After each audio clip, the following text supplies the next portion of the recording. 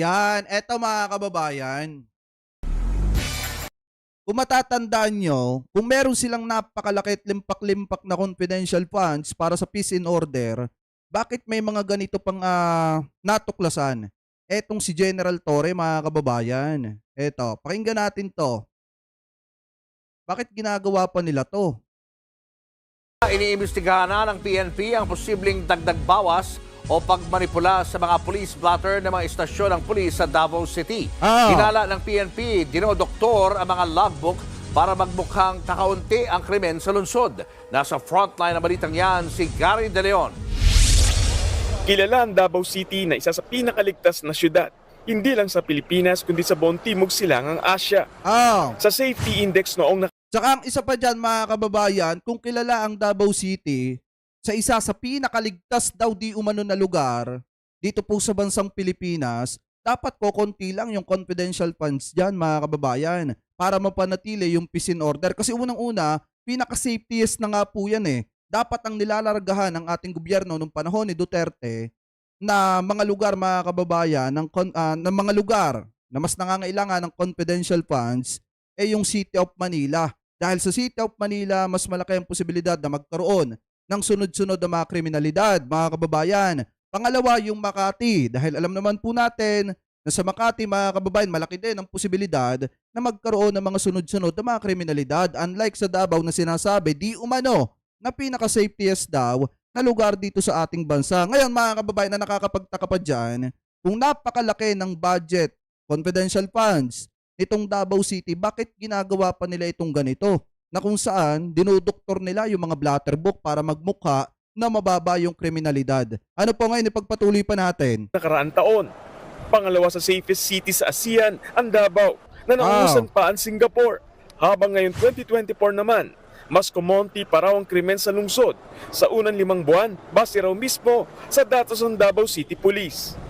Pero ang mga numerong yan, kini-question ngayon ng pamunuan ng Police Regional Office 11. Ayon kay Regional Director Brigadier General Nicolas Torre, posibleng minamanipula ang mga logbook o police blotter ng 19 na police station doon para palabasin kaunti ang krimen sa lungsod. Well, nagkaroon ako ng blotter validation regarding sa... Yan. Alam niyo mga kababayan, sa totoo lang, kung talagang maayos yung pamamalakad dyan, bakit dinodoktor pa rin yung mga blatter book? Kung talagang walang mga kriminalidad dyan, bakit dinodoktor yung mga blatter book?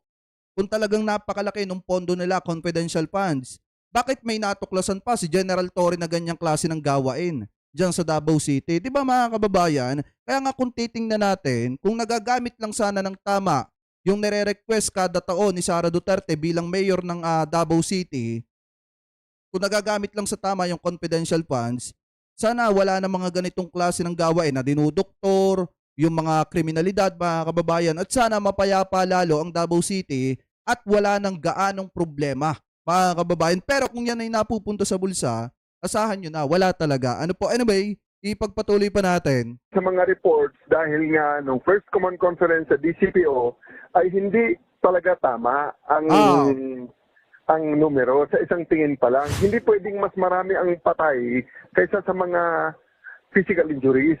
Lalo pa raw tumibay ang hinala ni General Torre nang madiskubre niya ang 2 police blotter ng Kalinan Police, Diba? kung saan isa ang umani dinoktor. Sa ibang mga stations, marami rin namang entries na hindi tama ang pagka-label at hindi na i-report ng tama sa ating official electronic system. Matatanda ang mainit ang dugo ni Davao City Mayor Baste Duterte kay Torre matapos niyang sibakin ang 19 na station commander sa Davao City.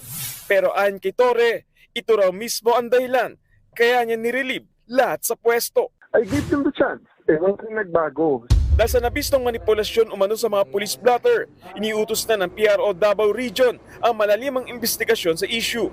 Tiniyak nilang mananagot ang mga sangkot at nasa likod ng irregularidad sa logbook.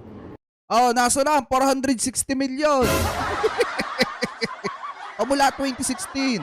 Yung 460 million, pamula nung 2019 hanggang 2022, nasa na, BP Sara? Bakit may mga ganito pang klase ng gawain kung nagagastos ng tama yung pera ng mamamayang Pilipino, yung confidential funds nung panahon na ikaw pa yung mayor? Bakit may problema pa rin dyan sa Davao? Yan ang problema, mga kababayan, na dapat nasasagot ni Sara Duterte. Kasi ngayon, kung tutusin, hindi lang pala yung 125 million pesos na confidential funds na inubos niya sa loob ng 11 days ang dapat niyang sagutin. Dapat sagutin din niya, mga kababayan, etong 460 million noong 2019 hanggang 2022, mga kababayan, na confidential funds na inire-request ng lungsod ng Davao City sa loob ng kanyang pamumuno bilang mayor dyan sa Davao City. Dapat sagutin din niya yan kasi pera din ng mamamayan yan. Ano po, pera din ng taong bayan yan. Kasi kung titingnan natin, ilang 460 yun, mga kababayan.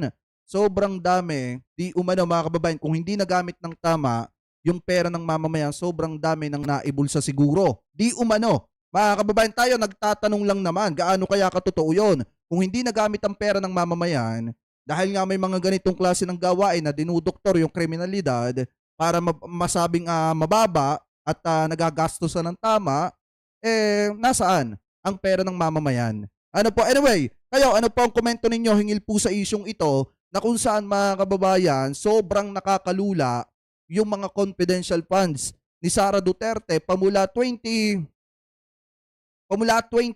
mga kababayan, hanggang 2022. Na kung tutusin, hindi naman deserve ng Davao City yung ganyang kalaki na confidential funds dahil ayon nga, mga kababayan, dito sa mga Duterte at mga DD-shit, pinaka-safetiest na lugar daw ang Davao City. So means, hindi nila kailangan ng 460 million na confidential funds para mapanatili ang peace and order dyan sa Davao City. So ang mas nangangailangan yan, ang City of Manila, mga kababayan, ang Pasig at yung mga nasa Metro Manila, mga Kamaynilaan.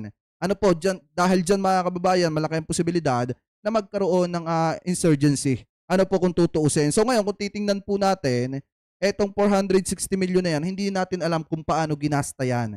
Dahil nga, ayon dito sa balitang natuklasan ni General Torre, talagang pinipeke, dinudoktor, or minamanipulate yung mga blatter book para mapababa yung kriminalidad. Ibig sabihin, hindi nagagamit ng wasto yung pera ng taong bayan para mapanatili yung peace and order na kung saan kinakailangan pang pumeke or doktorin yung kriminalidad para lang masabi na nagagamit ng wasto yung pera. Ano po? So anyway, kayo, ano po ang komento nyo? Hingil po dyan, mga kababayan.